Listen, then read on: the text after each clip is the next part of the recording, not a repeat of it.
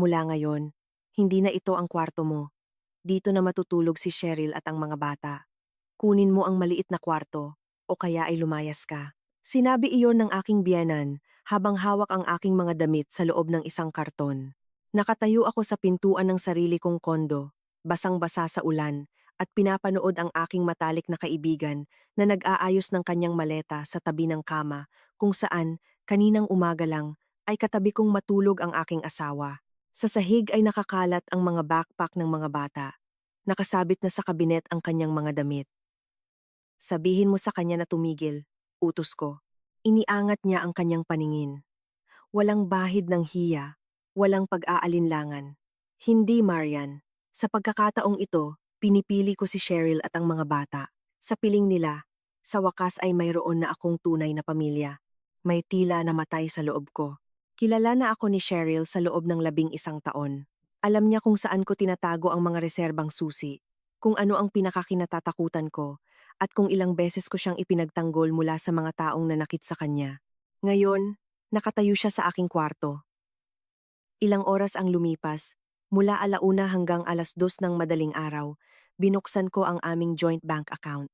Inilagay ko ang kanyang apelyido sa search bar, at doon ko nakita na ang pagtataksil na ito ay nagsimula pa ng mas maaga.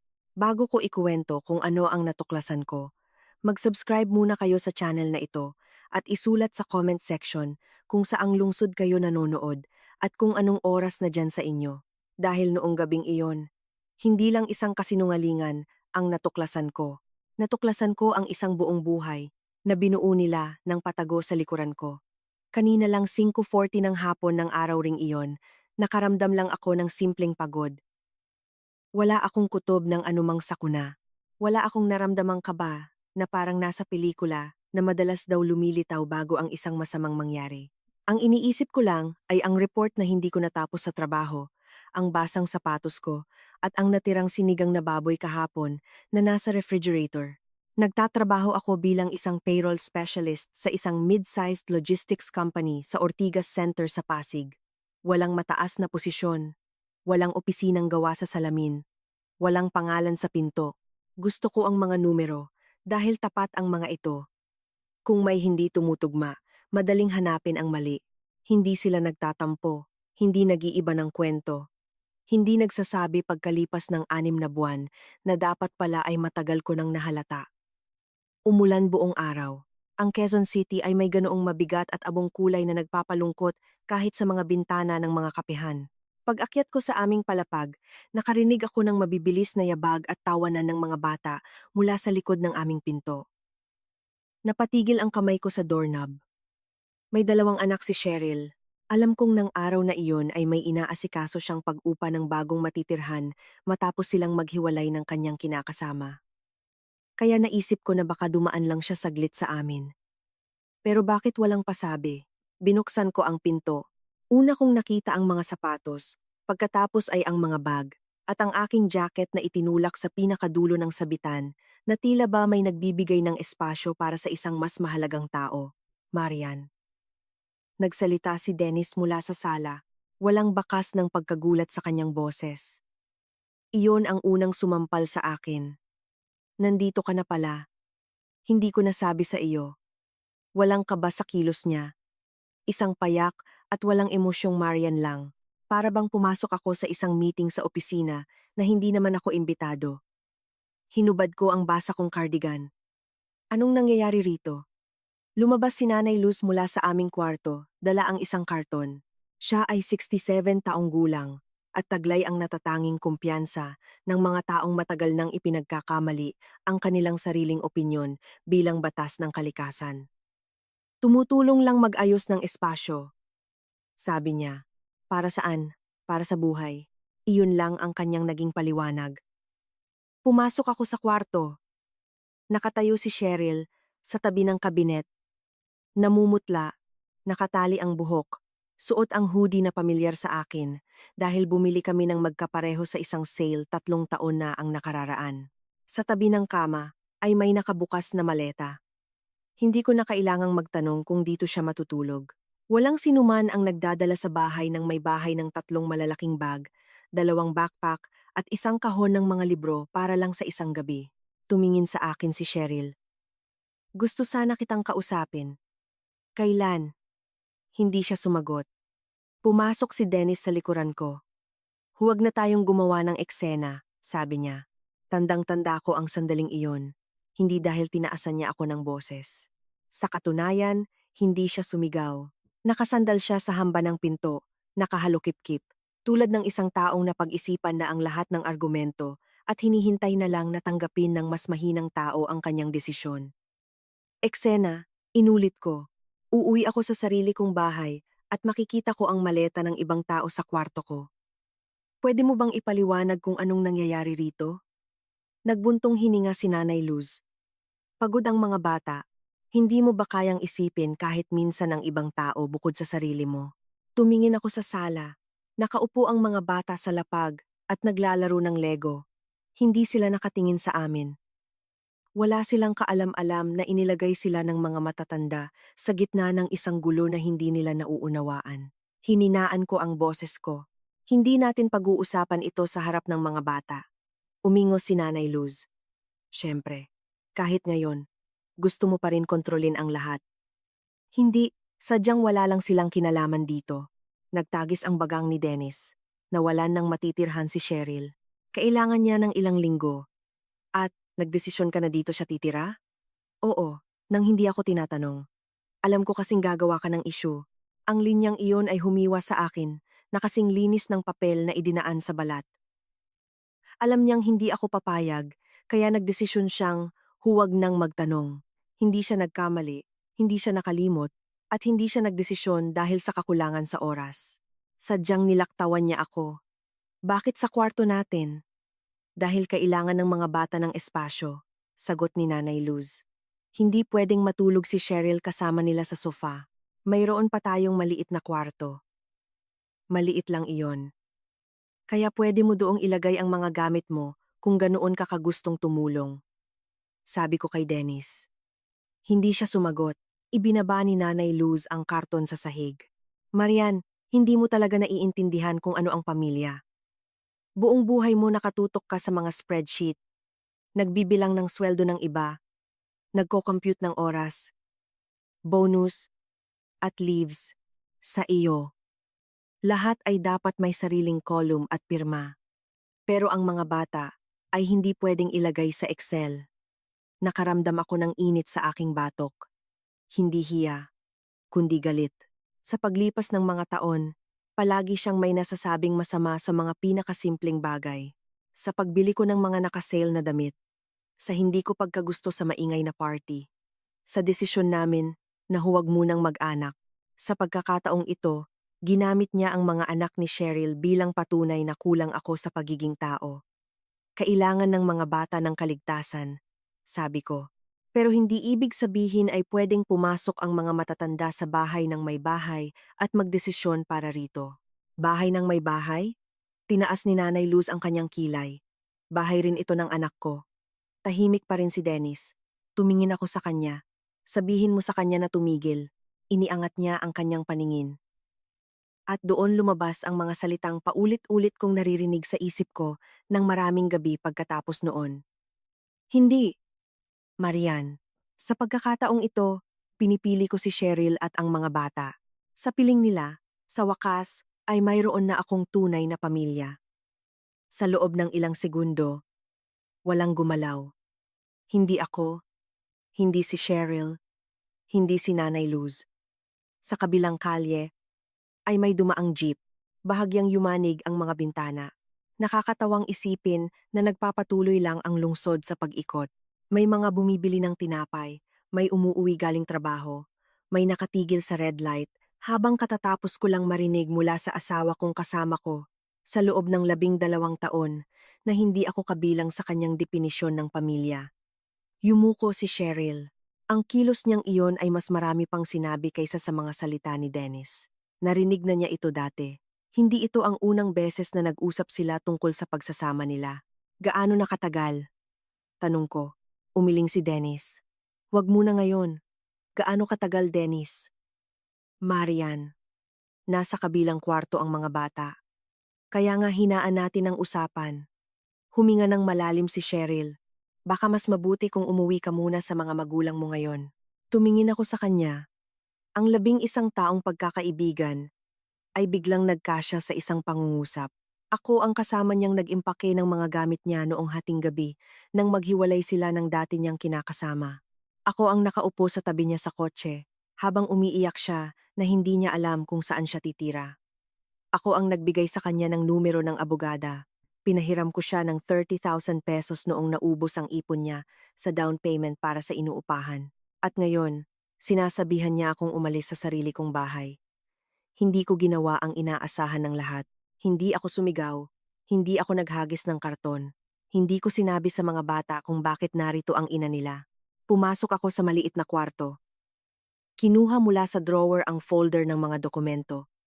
Ang aking ID, passport, mga dokumento ng loan, insurance policy, at ilang kontrata. Inilagay ko sa bag ang laptop ko sa opisina, charger, gamot, at pamalit na damit. Nakatayo si Dennis sa pinto. Saan ka pupunta? Sa mga magulang ko. Mabuti iyan, para makapagpalamig ka ng ulo. Isinara ko ang zipper ng bag ko. Hindi ako aalis para magpalamig ng ulo. Para saan? Tumingin ako sa kanya. Para hindi gumawa ng gulo sa harap ng mga bata.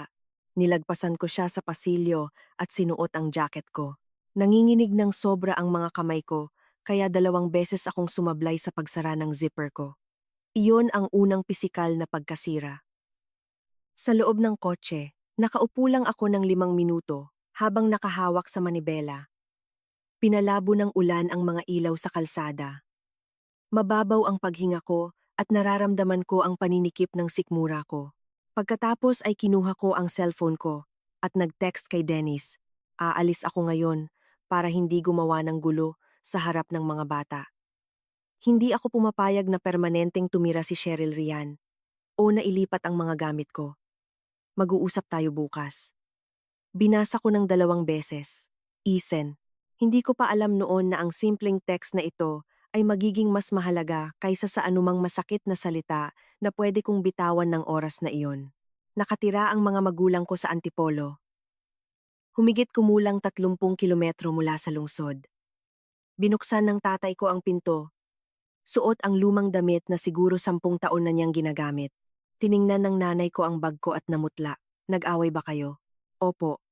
Gusto mo bang pag-usapan? Huwag muna ngayon. Umupo ako sa hapagkainan nila, sa parehong lamesa kung saan ako gumagawa ng homework sa math noon. Ipinagtimpla ako ng nanay ko ng mainit na tsaa na may kalamansi. Natulog na ang tatay ko, pero iniwan niyang bukas ang ilaw sa pasilyo. Na tila ba may anak ulit siyang high school na umuwi, galing sa isang mahirap na araw. Pagsapit ng hating gabi, gising pa rin ako, kahit 1:00. Sa isip ko, inuulit-ulit ko ang usapan, sinusubukang hanapin ang sandali kung saan may dapat sana akong napansin. 3 buwan nang palaging ginagabi ng uwi si Dennis.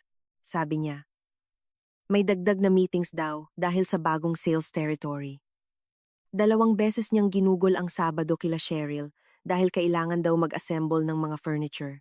Minsan sumama siya rito para tumingin ng uupahang bahay dahil mas alam daw niya ang takbo ng real estate. Noon, inisip ko pa na ang bait ng asawa ko dahil tinutulungan niya ang kaibigan ko.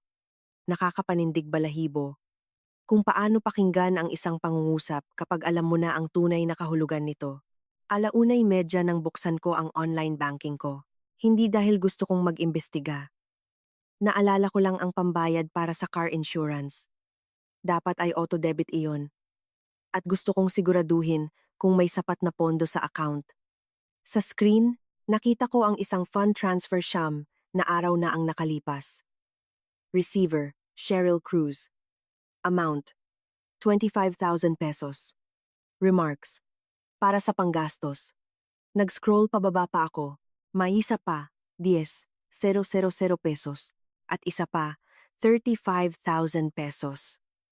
Nakaramdam ako ng pamamanhid sa mga daliri ko. Itinip ko ang apelido niya sa search bar ng mga transaksyon. Nagsimulang mag-load ang listahan. Unang linya, pangalawa, ikapito. Tumigil ako sa pagbibilang sa ika-20 linya.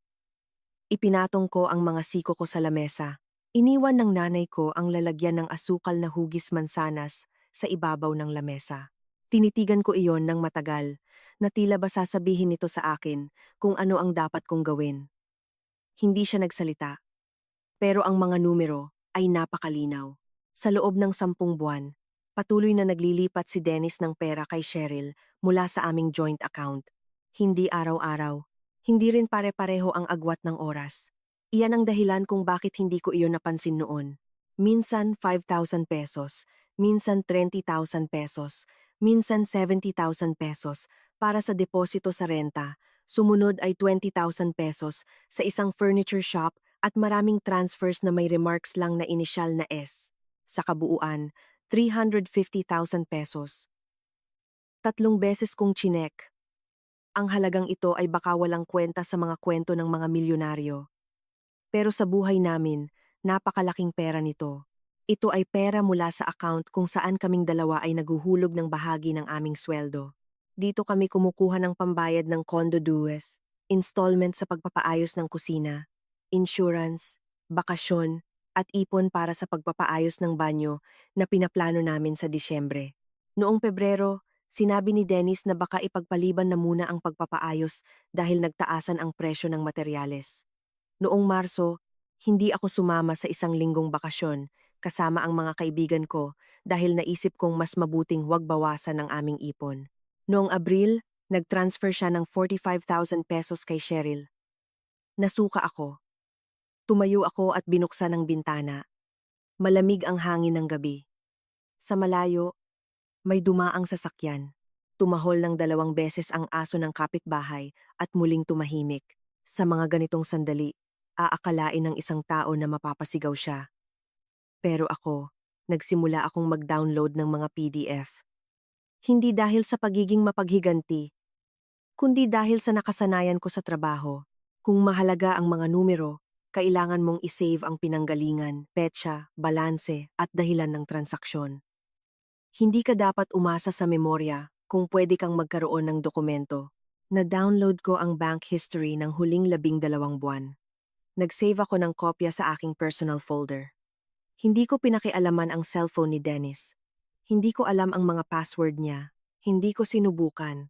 Sapat na sa akin ang mga bagay na legal kong may access ako. 2:30 ng madaling araw nang mahiga ako sa sofa sa guest room. Hindi ako nakatulog. Sa halip, naalala ko ang aming pag-uusap, 14 na taon na ang nakararaan. Bago pa man kami ikasal, nakaupo kami noon sa Quezon Memorial Circle habang may hawak na kape sa paper cup. Mas bata pa kami noon, mas mangmang, at masyadong sigurado na lahat ay maaayos sa pamamagitan ng pag-uusap. Gusto mo bang magkaroon ng mga anak balang araw? Tanong ko. Nagkibit balikat si Dennis. Hindi ko feel. Sagot niya. Ikaw rin hindi. Mabuti iyan. At least may pagkakapareho ang mga biyenan natin na pwedeng ireklamo. Nagtawanan kami. Pagkatapos noon, ilang beses pa namin itong pinag-usapan bago ang kasal. Pagkatapos ng kasal, noong nagkaanak ang aming mga kaibigan, at nasundan ng pangalawa, ni minsan hindi niya sinabi na nagbago na ang isip niya. Pero sa huli, nagbago nga ang isip niya. Ang problema ay hindi yung naghangad siya ng iba. Ang problema ay binuo niya ang ibang iyon habang kasama ako. Kinabukasan, tinext ko si Dennis na magkita kami 1:00 ng hapon sa isang kapehan sa Tomas Morato. Dumating siyang 7 minutong late. Palagi siyang late kapag kinakabahan siya. Umupo siya sa harap ko. Kamusta ang pakiramdam mo? Muntik na akong mapatawa. Hindi dahil nakakatawa, kundi dahil ang tanong niya ay napakaliit kumpara sa ginawa niya. Inilabas ko ang 3 printout at ipinatong ito sa ibabaw ng lamesa. Tiningnan ni Dennis ang unang pahina. Agad na nagbago ang kanyang mukha. Kailan pa? Tanong ko. Nagtatanong ako. Kailan pa? Para saan ang mga perang ipinadala mo sa kanya?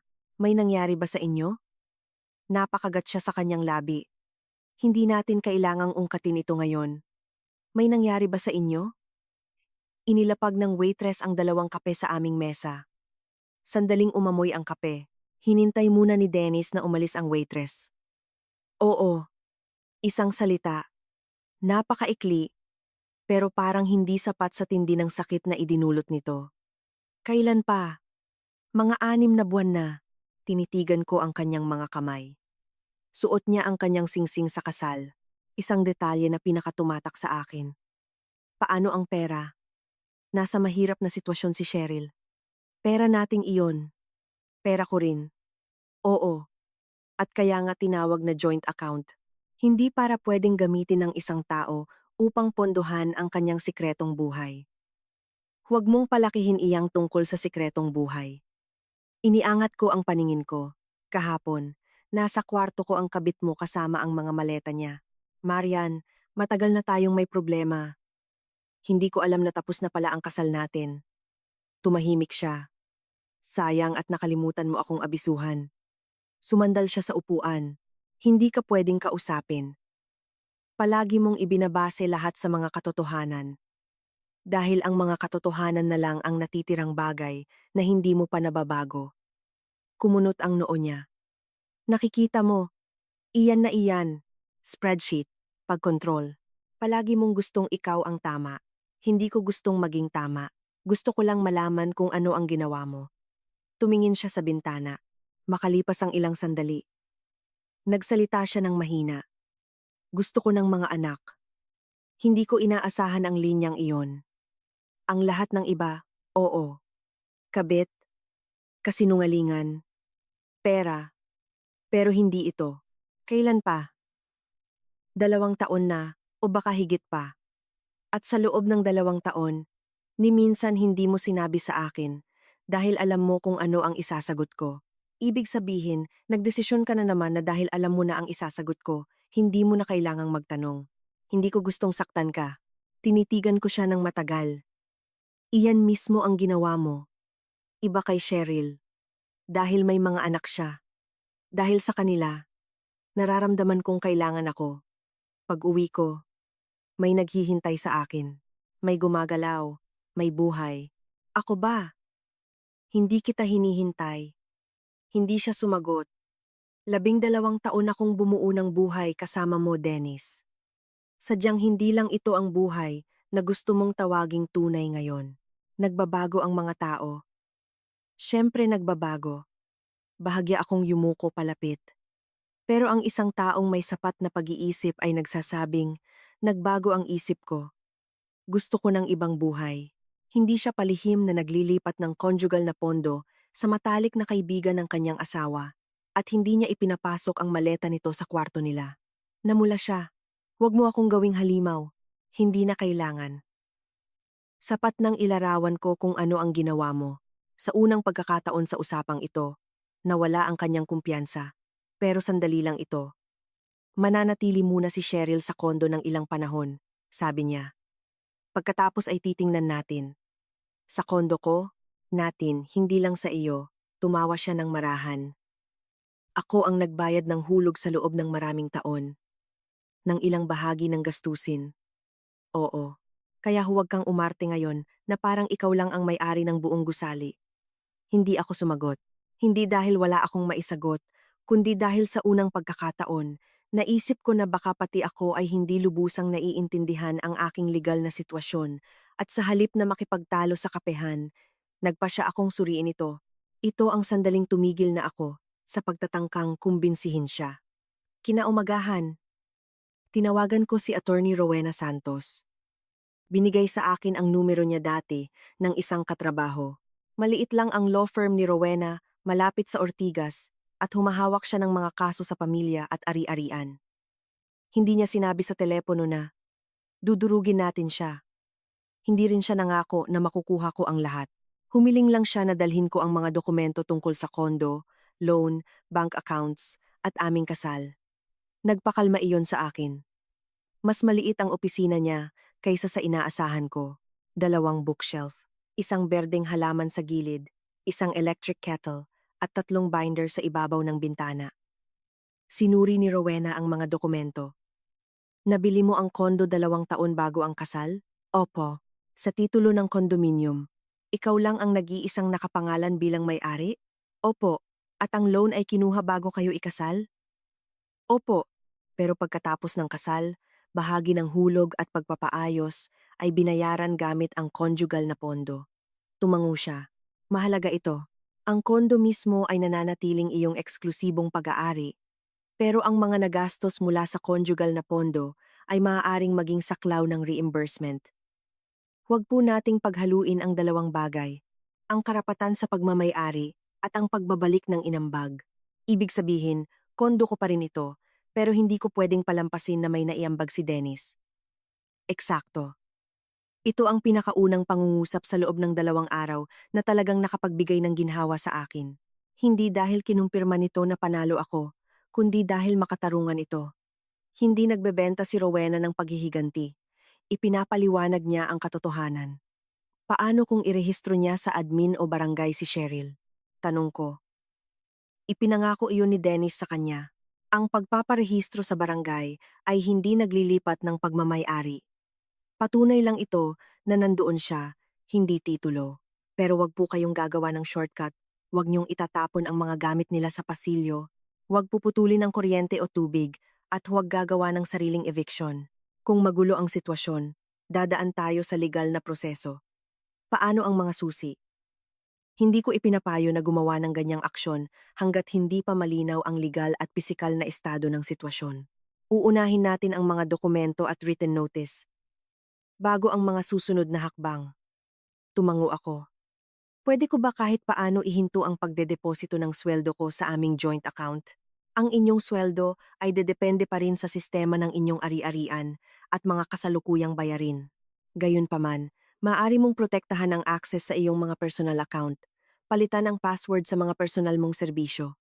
Ilista ang natitirang pondo at huwag voluntaryong magpondo para sa mga gastusin na hindi ka sumasang-ayon. At pakiusap, huwag mong uubusin ang laman ng joint account bilang pagganti. Lalo lang nitong pinapalala ang sitwasyon. Ngumiti ako ng mapait. Hindi ko man lang inisip iyon. Mabuti naman. Sa loob ng 1 oras, pinag-usapan namin ang mga bagay na hindi ko naman inasahang pag-aaralan. Paghihiwalay ng ari-arian, reimbursement ng pondo, pagprotekta sa mga dokumento, ang pagkakaiba ng karapatang tumira at karapatan sa pagmamay-ari, ang proseso ng annulment, mga ebidensyang legal na pwedeng magamit. Walang madrama sa lahat ng ito. At gayunpaman, lumabas ako ng opisina nang mas tuwid ang tindig. Hindi nalutas ng kaalaman ang problema ng aking kasal, pero tinanggal nito ang kalahati ng takot ko. Nang araw ring iyon, nagbukas ako ng hiwalay na bank account para sa kasalukuyang sweldo ko. Hindi ko itinago ang pera, hindi ko inubos ang laman ng joint account. Gumawa ako ng listahan ng mga buwanang bayarin at nag-iwan ng pondo para sa mga gastusing kaugnay sa aming pamumuhay dati. Sa kabilang banda, pinasara ko ang supplementary credit card na nakalink sa personal limit ko na ginagamit ni Dennis. Pinalitan ko ang password sa personal kong email, cloud storage, at online banking. Kumuha ako ng kopya ng mga dokumento. Baka nakakabagot pakinggan. Pero para sa akin noon, ito ang pagbabalik ng kontrol sa buhay ko. Tumawag si Dennis ng gabing iyon. Bakit hindi gumagana ang credit card? Dahil nakapangalan ito sa personal account ko. Matagal ko na itong ginagamit, hanggang ngayon. Kailangan bumili ng gamit para sa mga bata. Nagngalit ang mga ngipin ko. May mga magulang ang mga bata. Ikaw ang nagdesisyong tumulong. Hindi mo idinesisyon yan para sa akin. Napakawalang puso mo talaga. Hindi. Itinigil ko lang ang pagpupondo sa mga desisyong nalalaman ko na lang pagkatapos na itong mangyari. Makalipas ang 15 minuto, tumawag naman si Nanay Luz. Totoo bang pinablock mo ang credit card? Personal account ko po iyon. May 2 anak si Cheryl. Ikaw, may kondo ka na may 3 kwarto at nag-iisa ka lang. Hindi mo ba nakikita kung gaano iyan kasama pakinggan? Nakatayo ako, malapit sa bintana ng bahay ng mga magulang ko. Sa labas, nilalagyan ng tatay ko ng trapal ang mga bisikleta. May halaga rin naman po ako, sabi ko. Sa kabilang linya, bumalot ang katahimikan. Palagi kang napakalamig. Sagot niya sa wakas. Kailangan ni Dennis ng kalinga. Hindi ng computation na parang galing sa HR department. Kung gusto niyang umalis, sana sinabi niya sa akin. Di ba ikaw mismo ang umalis at nag-empake? Ang linyang iyon ang higit na nakapagpatigil sa akin kaysa sa lahat ng mga pang-iinsulto. Ano pong sinabi ninyo? Di ba umalis ka na? Sinabi ni Dennis na dahil ganoon kadali para sa iyo ang mag-impake. Ibig sabihin, ikaw na mismo ang gumawa ng desisyon. Tiningnan ko ang screen ng cellphone ko. Naroon pa rin ang text ko mula noong nakaraang gabi. Aalis ako ngayon para hindi gumawa ng gulo sa harap ng mga bata. Hindi ako pumapayag. Hindi ito isang formal na kontrata. Hindi rin ito sumusolusyon sa lahat. Pero nagpapakita ito ng isang malinaw na bagay. Hindi ko inabandona ang bahay ko. Naitulak ako palabas dahil sa sitwasyong inihanda nila. Nanay Luz, sabi ko, kumalma po kayo. Hindi ako makikipagtalo sa inyo tungkol sa mga katotohanang mayroon akong kopya sa phone ko na naiiba sa kwento ni Dennis. Ipapadaan ko na lang sa sulat ang lahat. Anong ibig mong sabihin? Eksakto sa sinabi ko po. Pinatay ko ang tawag noong gabing iyon. Sa unang pagkakataon, umiyak ako ngunit saglit lang. 10 minuto, siguro 15. Nagsimula sa tahimik, tapos ay kinailangan ko ng takpan ng bibig ko. Hindi ako umiyak para sa pera o sa kondo. Umiyak ako para sa taong nakilala ko na si Dennis. Iyong taong sumundo sa akin ng 2:00 ng madaling araw dati dahil natatakot akong umuwi ng mag-isa mula sa terminal. Para kay Dennis nakasama kong tumawa nang magkamali kami ng pintura sa pader noong unang taon namin sa kondo. Para kay Dennis na nagsabing ang pamilya ay 2 taong patuloy na pinipili ang isa't isa araw-araw. Ang pinakamahirap sa pagtataksil ay hindi yung bigla kang may natuklasang masama sa ibang tao. Ang pinakamahirap ay yung sinisimulan mong pagdudahan ang lahat ng mga naging mabuti sa inyo. At hindi ko gustong gawin iyon. Hindi ko gustong ituring na isang malaking kasinungalingan ang 12 taon namin dahil lang ang mga huling buwan ay naging puro kasinungalingan. Masyado itong madali, pero hindi rin makatotohanan. Makalipas ang 2 araw, nakatanggap ako ng mensahe mula kay Cheryl. Pwede ba tayong mag-usap na wala si Dennis? Tinitigan ko ang screen ng 1 buong minuto. Hindi ako nag-reply. Pagkatapos ng 5 minuto, may dumating na pangalawa. Gusto ko lang malaman kung totoong sa inyong dalawa ang kondo na iyon. Naupo ako sa gilid ng kama. Ang tanong na ito ay hindi tugma sa babaeng 2 araw pa lang ang nakakalipas ay nag-aayos ng kanyang mga damit sa sarili kong kabinet. Nag-reply ako. Bukas ng 6 p.m. Kapehan sa may Maginhawa Street. Mag-isa lang siyang dumating at napaaga.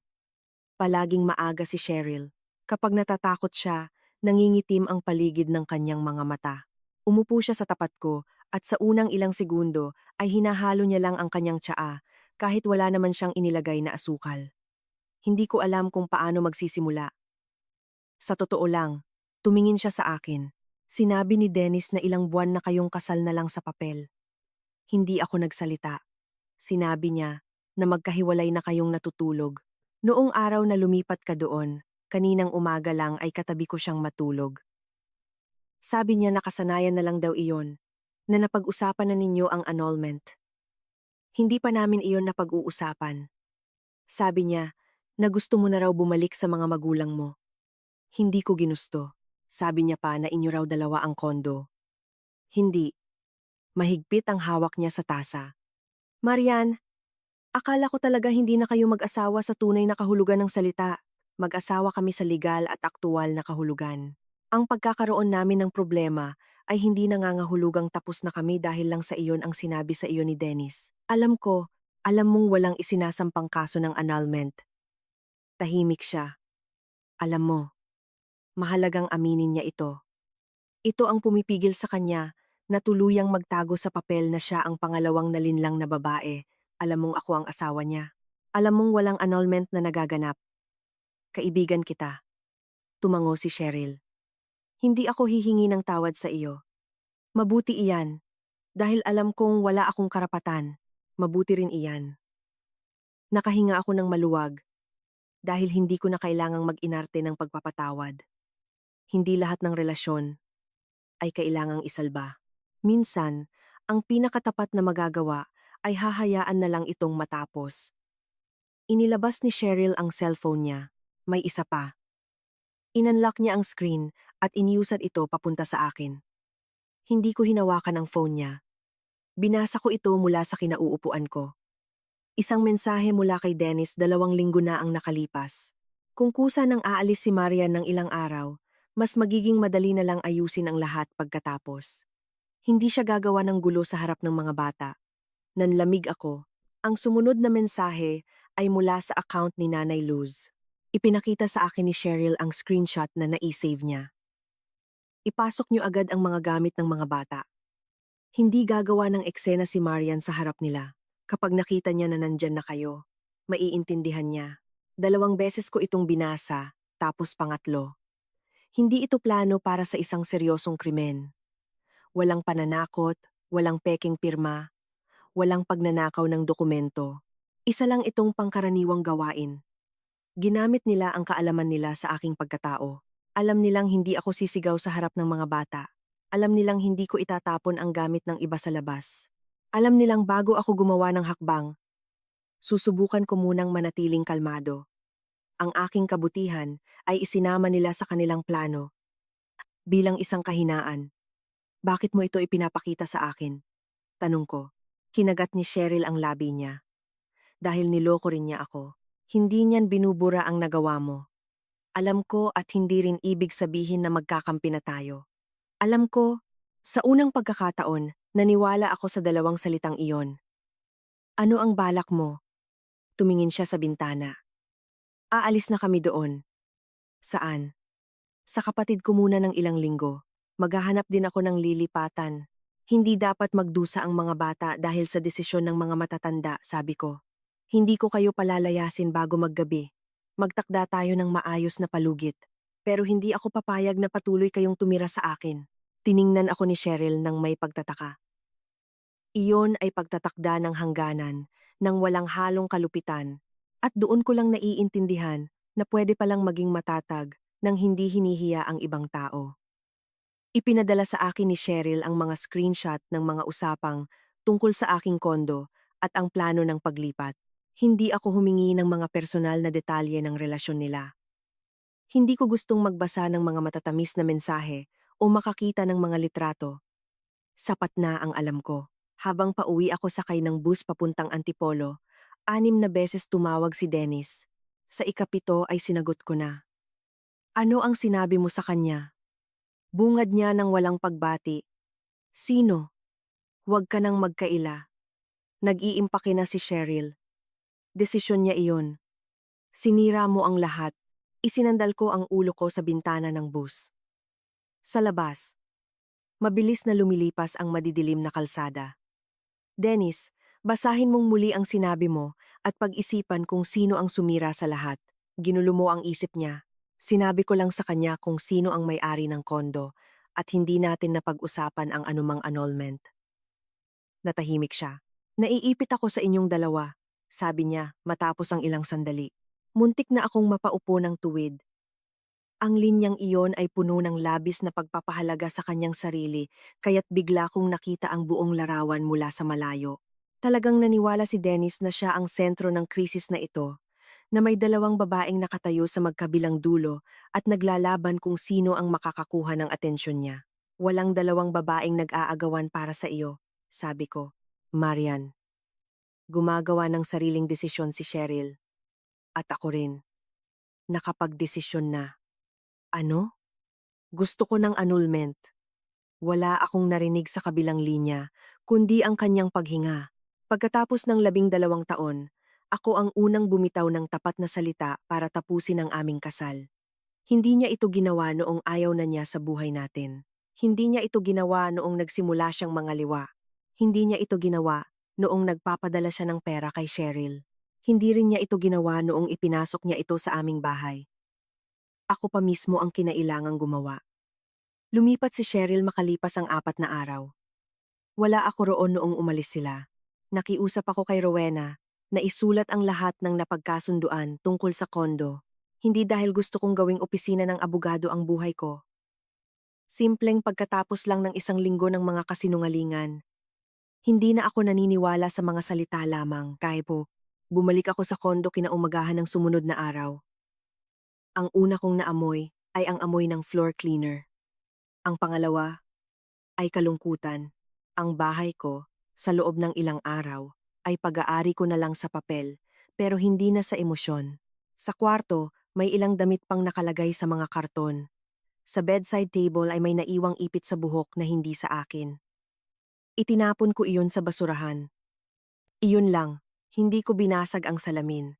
Hindi ko sinunog ang mga bedsheet. Wala akong ginawang ritual ng paghihiganti. Binuksan ko ang bintana. Pinalitan ng mga bedsheet. Nagtimpla ng kape. At nagsimulang ilista kung ano ang mga kailangan ko para mapagdaanan ng annulment ng walang karagdagang gulo.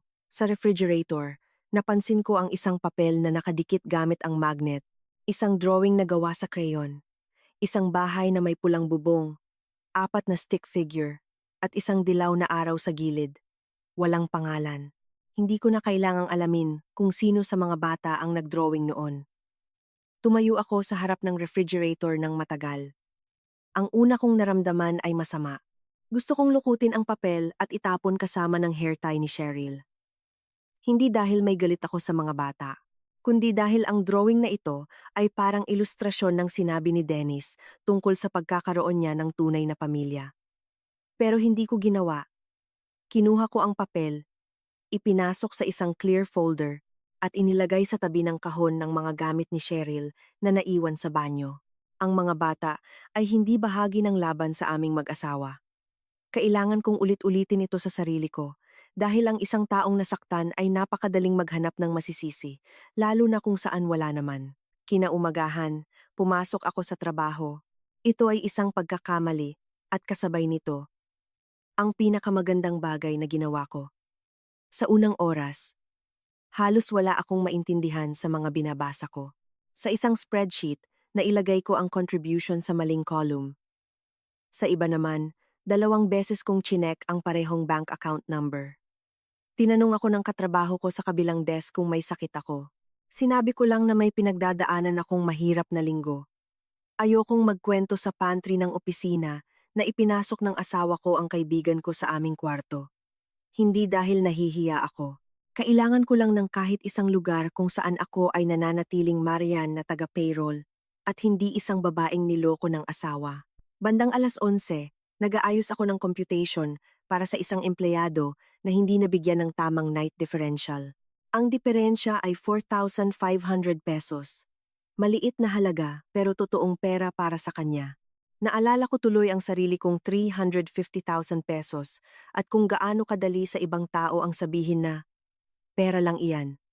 Kung hindi naman iyon sa kanila. Hindi ito tungkol sa numero, ito ay tungkol sa pahintulot. Pagkatapos ng trabaho, gumawa ako ng simpleng spreadsheet ng mga gastusin sa bahay, hindi bilang armas, kundi bilang gabay. Kondo dues, kuryente, internet, insurance, at iba pang bayarin. Inihiwalay ko ang mga gastos na kaugnay ng kondo mula sa aming personal na pamimili at mula sa mga transfer para kay Cheryl. Ipinadala ko kay Dennis ang listahan. Hanggang sa magkaroon tayo ng bagong kasunduan, sasagutin ko ang bahagi ko sa mga buwanang bayarin. Hindi ako pumapayag sa anumang bagong gastos mula sa ating joint account na hindi na pag-uusapan. Sumagot siya pagkalipas ng 4 na minuto. Talaga bang mag-uusap tayo ngayon na parang mga accountant? Binasa ko ang mensahe at ibinaba ang phone ko. Dati, siguro aabutin ako ng kalahating oras sa pagpapaliwanag na hindi ito tungkol sa pera, na nasasaktan ako, at gusto ko lang ng seguridad. Sa pagkakataong ito, sinagot ko siya sa isang pangungusap. Sa ngayon, ang mga numero na lang ang natitirang bahagi ng ating nakaraan na hindi na natin pwedeng imanipula. Hindi na siya sumagot. Pagsapit ng gabi, tumawag si nanay at tinanong kung uuwi ako para sa hapunan. Kailangan kong manatili rito mag-isa. Nandito pa si Dennis. Natahimik ang kabilang linya. Marian, kung natatakot ka, hindi po ako natatakot sa kanya. At totoo iyon. Ni minsan ay hindi ako sinaktan ni Dennis, ni minsan ay hindi niya ako pinagbantaan. Ayokong baguhin ang kwento ng pagtataksil para maging isang kwento ng pang-aabuso na hindi naman nangyari. Dahil lang siguro mas madaling maiintindihan ng iba kung bakit ako aalis. Ang pagtataksil, manipulasyon, at pagwawalang bahala ay sapat ng dahilan. Hindi ko kailangan ng pasa para masabing tama ang pasya kong sumuko na. Nagbuntong hininga si nanay. Sige, pero tumawag ka kung may kailangan ka. Pagkatapos ng tawag, naglakad-lakad ako sa loob ng kondo at kumuha ng litrato ng aking mga dokumento at mga mahahalagang gamit. Hindi sa pagiging paranoid. Ipinayo ni Rowena na kapag may hidwaan sa ari-arian, mas mabuting may maayos na dokumentasyon kung ano ang mga nandyan at kung kanino ang mga ito. Natagalan ako sa pagtingin sa lumang kamera. Niregalo ito sa akin ni Dennis noong nabanlimang na kaarawan ko. Sa strap nito, nakasabit pa rin ang maliit na leather tag kung saan naka-engrave ang M at D. Hindi ko pa ito tinatanggal. Dahil naiintindihan ko na ang pagbawi sa aking buhay ay hindi nangangailangan ng madali ang pagsira sa lahat ng alaala ng naging mabuti sa amin.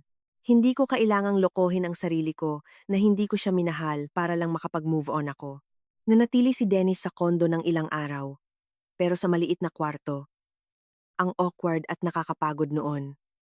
Kadalasan ay nag-uusap lang kami tungkol sa mga bayarin, dokumento, at schedule. Isang gabi, pumasok siya sa kusina habang naghahanda ako ng hapunan. Ayaw mo na ba talagang subukan? Ibinaba ko ang kutsilyo. Ang alin? Ang ayusin ito. Itong tayo. Tiningnan ko siya. Isang linggo pa lang ang nakalipas nang ibigay niya ang kwarto ko sa kabit niya at sabihin sa akin na nararamdaman niyang mayroon na siyang tunay na pamilya. Ngayon na umalis na si Cheryl, bigla na naman niyang natuklasan ang tayo. Ayokong maging reserba lang, sabi ko. Hindi ikaw iyon. Oo, naging reserba ako. Hindi ko lang alam dati. Nagkamali ako. Ang magkamali ay yung mag-send ka ng pera sa maling account number. Ikaw, sa loob ng 6 na buwan ay gumawa ng sunod-sunod na desisyon. Sumimangot siya. Ginagawa mo na naman itong parang accounting sa negosyo. Dahil sa accounting, may pananagutan ka. Tumalikod siya. Gusto ni mama na pumunta tayo sa kanila sa linggo. Para saan? Para mag-usap. Nang normal, walang abogado. Tumawa ako ng mahina. Ang nanay mo ay nasa kwarto ko bitbit ang mga karton. Alam ko, at tinulungan niyang ilabas ang mga gamit ko bago pa man ako makauwi galing trabaho. Alam ko, kaya hindi ako sigurado kung ang definisyon niya ng normal ay papasa na normal sa akin ngayon. Kinusot ni Dennis ang mukha niya. Pupunta rin sina Tita Chona at Tito Nilo. Sabi ni Mama, mas madaling mag-usap kung nandyan ang pamilya.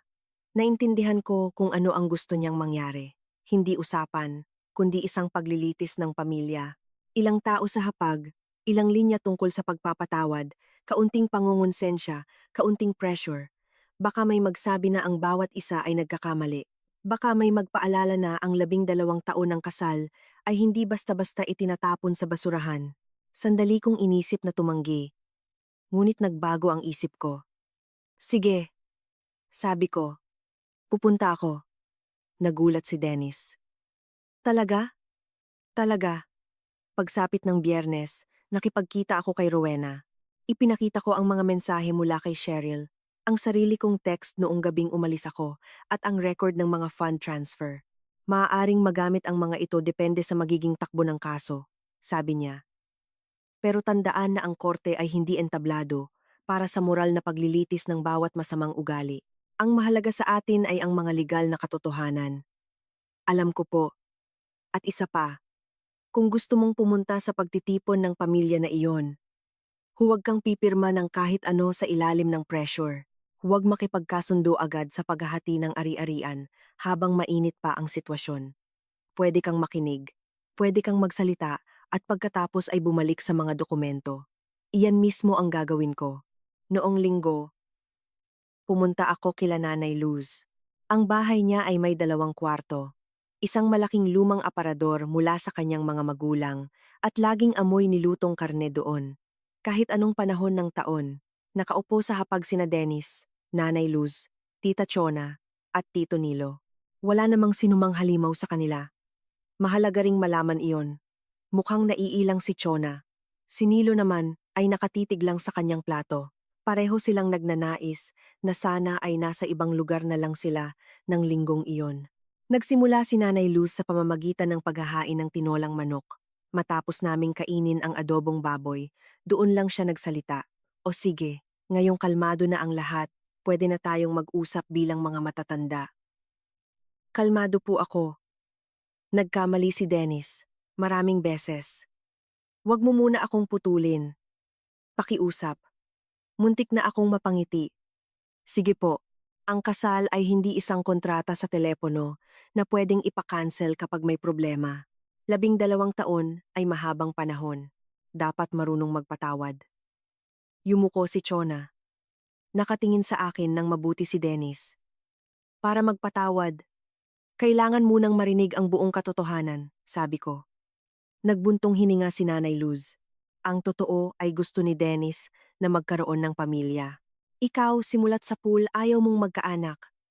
Simulat sa pool, pareho po naming napagkasunduan na ayaw naming magkaanak. Huli na kasing nagmamature ang mga lalaki.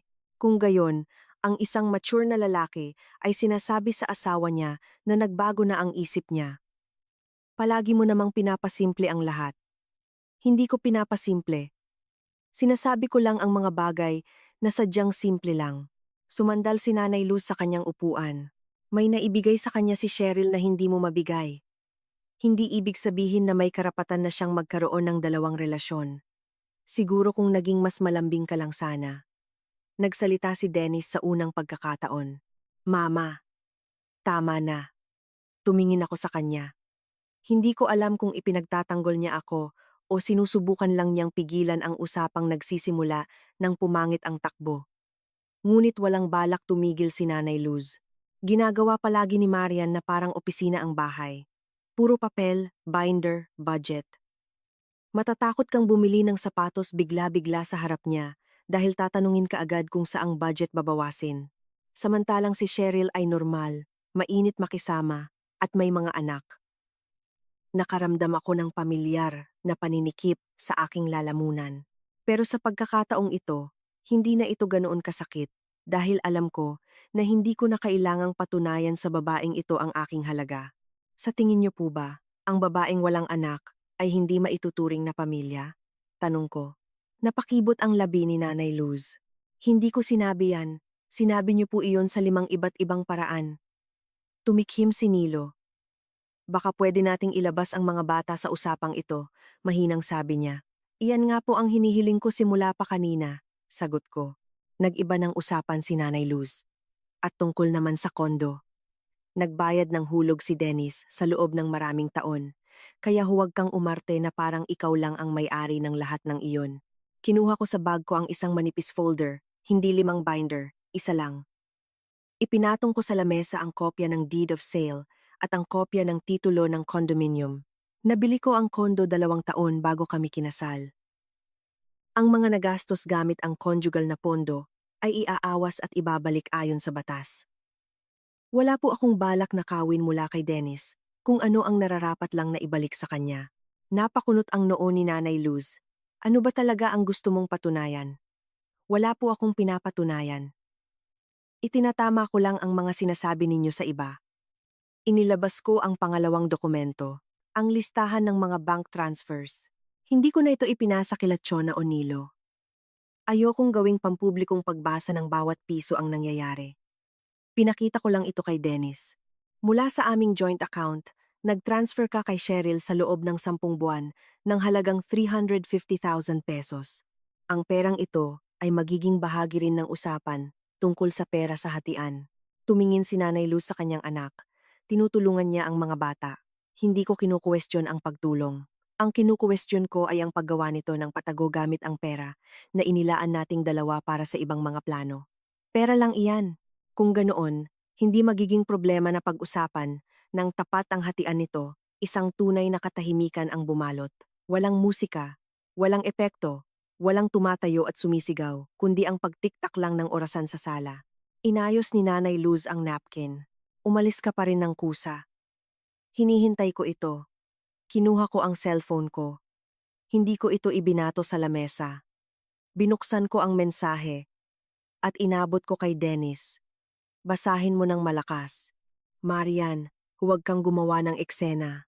Hindi kailangang malakas. Sapat na ang basahin mo.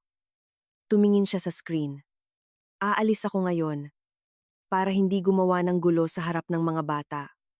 Hindi ako pumapayag na permanenteng tumira si Cheryl riyan o nailipat ang mga gamit ko. Mag-uusap tayo bukas. Binalik niya ang phone. Hindi nito nababago ang katotohanan na umalis ka. Nababago nito ang bersyon. Nakusa kong inabandona ang bahay natin dahil gusto ko nang tapusin ang kasal natin. Ibinuka ni Nanay Luz ang kanyang bibig. Marian, at isa pa.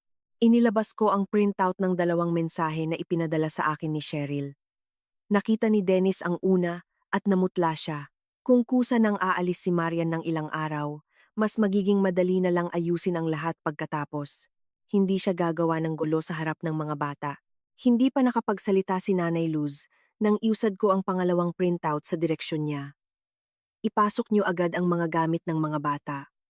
Hindi gagawa ng eksena si Marian sa harap nila. Umangat ang tingin ni Chona.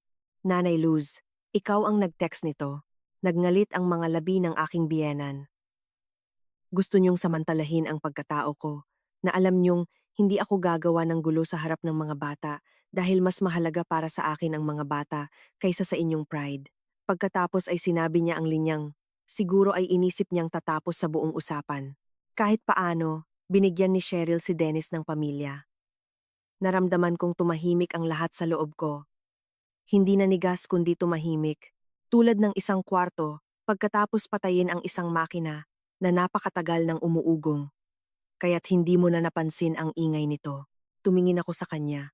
Ang mga bata ay hindi pabuya para sa mga matatanda. Hindi inagaw ng mga bata ang kwarto ko. Matatanda ang gumawa noon. Walang nagsalita. Humarap ako kay Dennis. Alam mo ba kung ano ang pinaka-nakakababa sa lahat ng ito? Kundi ang pag-set up mo sa sitwasyon para palabasin akong halimaw kapag umangal ako. Inilagay mo ang mga bata sa sarili kong kwarto at inasahan mong masyado akong magiging mabuti para humindi. Napayuko si Dennis. Hindi ko ginustong maging ganito ang kalabasan, pero ganito mismo ang pinlano mo. Ibinalik ko ang folder sa loob ng bag ko. Hindi ako makikipag-away para sa espasyo ko sa sarili kong bahay. Huminga ako ng malalim. At hindi ako makikipag-away para sa lalaking ginawang sandata ang mga anak ng iba para ilaban sa sarili niyang asawa. Walang pumalakpak, walang tumayo. Ibinaba ni Nilo ang kanyang tinidor. Nakatitig si Chona sa ibabaw ng lamesa. Namumula ang mukha ni Nanay Luz sa galit, ngunit sa unang pagkakataon ay wala siyang mahanap na agarang isasagot. Nakaupo lang si Dennis at walang kibo. Sapat na iyon. Ang mga abogado na ang bahala sa susunod, sabi ko. Tumayo ako.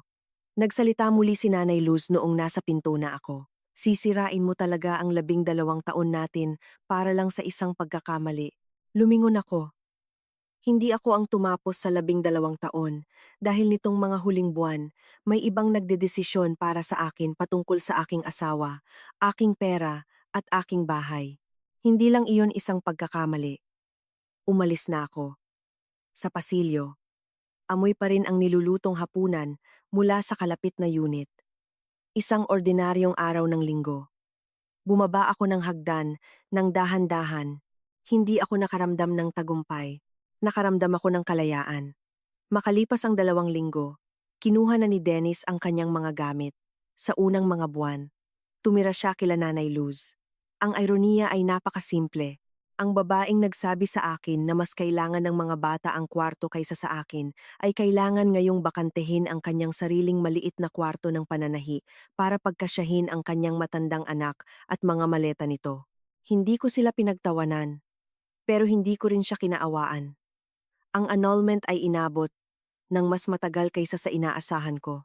Hindi natatapos ang buhay sa sandaling lumabas ang bida mula sa hapunan ng pamilya na nakataas ang noo. Pagkatapos noon ay may mga hearings, dokumento, bayarin, written statements, hindi magagandang email, mga araw na nakakaramdam ka ng tapang at mga araw na umiiyak ka sa loob ng kotse sa parking ng supermarket dahil nakarinig ka ng kanta mula sa inyong kasal. Mayroon din akong mga kailangang isuko. Mula sa simula, ay nilinaw na ni Rowena na ang hustisya ay hindi nangangahulugang makukuha ko ang lahat habang walang makukuha si Dennis. Kinuwenta namin ang mga nagastos sa kondo. Ang bahagi ng mga gastos sa panahon ng aming kasal ay galing sa conjugal funds at hindi ko binalak na baluktutin ang katotohanan. Hinati namin ang mga gamit. Kinuha niya ang kotse na mas madalas niyang ginagamit. Napanatili ko ang karamihan sa mga kasangkapan na nabili pa namin bago ang kasal. At mas mabuti na rin iyon dahil ayokong bumuo ng tagumpay mula sa kawalan ng katarungan. Gusto ko ng pagtatapos na nakabase sa katotohanan. Hindi na nakipagbalikan si Cheryl kay Dennis. Nalaman ko ito hindi mula sa kanya, kundi hindi sinasadya sa pamamagitan ng aming parehong kaibigan. Tumira siya kasama ang kanyang mga anak ng ilang buwan sa bahay ng kapatid niya, tapos ay umupa ng maliit na apartment sa labas ng Quezon City. Hindi namin sinubukang ayusin ang aming pagkakaibigan. Minsan siyang nag-message sa akin tungkol sa 30,000 pesos na inutang niya sa akin bago pa ang pangangaliwa nila. Ipinadala niya ang unang hulog at nag-text ng, "Ibabalik ko ang lahat bago matapos ang taon." Sumagot ako, "Sige," at wala nang iba pa. Minsan, ang hindi pagbabati ay mas tapat kaysa sa isang madramang pagtatapos. Nag-message sa akin si Dennis ilang buwan matapos isampa ang kaso. Hindi tungkol sa mga dokumento. Talaga bang wala na tayong pag-asa? Matagal kong tinitigan ang mensahe. Hindi ako nakaramdam ng kasiyahan. Hindi rin ako nakaramdam ng pagnanais na maghiganti. Sumagot ako, "Wala na." Pero sana sa susunod na magbago ang isip mo sa takbo ng buhay mo. Sabihin mo muna doon sa taong kaagapay mo, bago ka magsimulang bumuo ng panibago. Hindi na siya sumagot. Pagkaraan ng 8 buwan, ang kwarto ko ay kwarto ko pa rin, pero inayos ko ang maliit na kwarto. Iyon ang maliit na kwarto kung saan gustong ipalipat ni Nanay Luz ang mga gamit ko noong inaangkin ng tunay na pamilya ang malaking kwarto. Itinapon ko na ang lumang mesa. Bumili ako ng simpleng mesa na gawa sa kahoy, katulad ng matagal ko ng gusto. Naglagay ako ng mga shelf sa dingding. Bumili ng upuan para sa pagbabasa, at 3 halaman. Na isa roon ay namatay agad dahil tila hindi sakop ng aking kalayaan ang talento sa pagtatanim. Natawa ako sa sarili ko. Sa unang pagkakataon matapos ang mahabang panahon, hindi na masakit ang tumawa. Sabado ng umaga, nakaupo ako sa bintana habang nagkakape. Unti-unting gumigising ang Quezon City. May naglalakad kasama ang aso nila. May nagbubusina na tricycle sa kanto. Sa gilid ng kalye, inaayos ng isang babae ang sombrero ng kanyang anak. Mula sa panaderya sa kanto, naamoy ko ang bagong lutong pandesal. Walang anumang bongga. Ito mismo ang kailangan ko. Sa loob ng maraming taon, akala ko ang seguridad ay nagmumula sa pagiging panghabang buhay ng mga bagay, mula sa pagtira sa iisang address, pagkasama ng iisang asawa, paggawa ng parehong routine, pagkakaroon ng iisang litrato sa ibabaw ng lamesa. Ngayon, alam ko na ang pagsasama, kung walang respeto, ay nakasanayan na lang. Ang isang tao ay may karapatang magbago. May karapatang hindi na magmahal. May karapatang matuklasan na gusto na niyang magkaanak, kahit na dati ay hindi. May karapatang maghangad ng ibang lungsod, ibang trabaho, ibang buhay. Ngunit ang pagbabago ng nararamdaman ay hindi nagbibigay sa kanya ng karapatang magsinungaling. Hindi ito nagbibigay ng karapatang bumuo ng ibang relasyon, ng patago sa kapartner niya. Hindi nagbibigay ng karapatang gamitin ang konjugal na pondo nang walang usapan. Hindi nagbibigay ng karapatang gamitin ang mga bata bilang pananggalang para matakot ang ibang tao na magsalita. At ito ang pinakamatindi kong natutunan. Ang mga bata ay hindi ko mga kalaban. Hindi nanalo si Cheryl. At hindi ko rin naiwala si Dennis dahil mayroon ng babae na wala ako. Ganyan madalas ilarawan ang pagtataksil. Parang premyo ang lalaki. At ang dalawang babae ay parang sumasali sa isang paligsahan. Hindi kami kasali doon. Nagdesisyon si Dennis para sa sarili niya. Nagdesisyon si Cheryl para sa sarili niya. At ako rin. Doon lang nang hindi ko na ituring ang sitwasyon bilang laban para makuha siya, muli kong nakuha ang kakayahan na isipin ang sarili ko. Ang pangalawang bagay ay hindi na gaanong romantiko, pero mahalaga rin. Mga dokumento, personal na access sa pera. Kaalaman kung ano ang sa iyo at kung ano ang hindi. Kung nasaan ang mga titulo, ano-ano ang mga buwanang bayarin, kung sino ang may-ari ng account, at kung ano ba talaga ang ibig sabihin ng pangalan sa Homeowners Association. Sa loob ng maraming taon, inisip ko na ang mga ganitong pag-iingat ay kailangan lang ng mga taong walang tiwala sa kanilang asawa. Nagkamali ako. Ang kalayaang pinansyal ay hindi nangangahulugang kawalan ng tiwala. Isa itong responsibilidad ng isang may sapat na gulang. Tulad ng pagkakaroon ng first aid kit, hindi ibig sabihin na nag-aasam kang madisgrasya. Tulad ng insurance, hindi ibig sabihin na umaasa kang may masunog. Hindi ka naghahanda para sa pagtataksil. Naghahanda ka para sa oras ng krisis. Makakagawa ka ng desisyon nang hindi natataranta. Pagkatapos ng lahat, gumawa ako ng bagay na hindi ko kailanman sinadyang gawin noon. Umupo akong mag-isa sa lamesa at inilista ang aking budget para sa susunod na 6 na buwan. Hindi para mabuhay sa takot, kundi para malaman kung magkano ba talaga ang halaga ng aking seguridad. Kondo duwes, kuryente, pagkain, insurance, emergency fund, at perang hindi ko gagalawin. Kung hindi kailangan, hindi ito magandang pakinggan. Pero matapos ang mga buwan kung saan may taong pilit binabago ang aking mga hangganan nang walang pahintulot, ang simpleng pirasong papel na ito ay nagbigay sa akin ng higit na halaga kaysa sa isang nakakabilib na paghihiganti. Alam ko na, kung bukas ay may mangyaring masama, hindi ko kakailanganing manghingi ng pera mula sa taong nanakit sa akin para sa sarili kong desisyon. Hindi ito pagiging malamig na tao. Ito ay pananagutan sa sarili. At isa pa, ang paglalagay ng hangganan ay hindi nangangahulugang kailangan mong maging malupit. Pwede kong ipagbawal kay Cheryl na tumira sa kondo ko nang hindi pinalalayas ang mga anak niya sa kalye ng mismong araw na iyon. Pwede kong hindi patawarin ang kaibigan ko nang hindi siya hinihiya sa publiko. Pwede kong hingin ang tamang computation ng pera nang hindi sinusubukang kunin ang lahat kay Dennis. Iyon ang pinakamahirap na leksyon para sa akin. Dahil pagkatapos ng pagtataksil, sandaling maganda sa pandinig ang paghihiganti na parang hustisya. Pero hindi sila magkapareho. Ang katarungan ay nagbabalik ng mga hangganan. Ang paghihiganti ay gusto lang na may ibang masaktan ng katulad mo.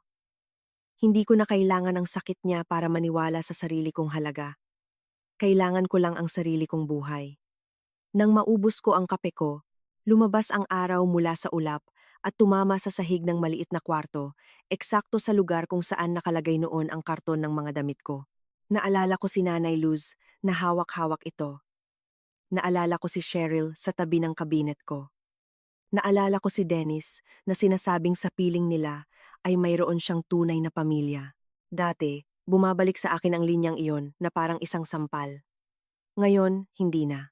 Dahil sa wakas ay naintindihan ko ang isang bagay na hindi ko makita noon. Ang pamilya ay hindi nagsisimula sa kung ilan kayong nakaupo sa hapagkainan. Ang isang bahay ay hindi nagiging totoo dahil lang may naririnig na tawanan ng mga bata, at ang isang tao ay hindi nawawalan ng karapatang irespeto dahil lang iba ang takbo ng buhay niya kumpara sa inaasahan ng iba. Ang tunay na tahanan ay nagsisimula kapag walang sinuman ang kailangang magmakaawa para sa karapatan nila sa kanilang sariling espasyo. At sa unang pagkakataon makalipas ang mahabang panahon, alam na alam ko kung nasaan ang sa akin. Ang bawat sitwasyon ng pamilya at ari-arian ay magkakaiba. Kung mayroon mang dumaranas ng katulad na krisis, ang pinakaligtas ay huwag gumawa ng hakbang dahil lang sa galit. Protektahan ang iyong mga dokumento, suriin ang kalagayan ng iyong pera, panatilihin ang mga legal na impormasyon, at kumonsulta sa mga tamang eksperto bago gumawa ng desisyon. Ang karapatan sa pag-aari, ang pagbabalik ng puhunan, ang pagrehistro sa komunidad, o ang batas sa paggamit ng tirahan ay magkakaibang isyu at hindi magandang ibase ang mga desisyon sa buhay mula sa mga sabi-sabi lang. Tungkol naman sa respeto, hindi na kailangan ang mga batas para dyan. Kung ang isang tao ay kailangang sirain ang iyong pagkatao, para lang ipagtanggol ang kanyang sariling pagtataksil. Hindi naging problema kailanman na nagkulang ka. Ang problema ay hindi niya kayang magsabi ng totoo bago siya nagsimulang mabuhay na parang hindi ka na nag-exist.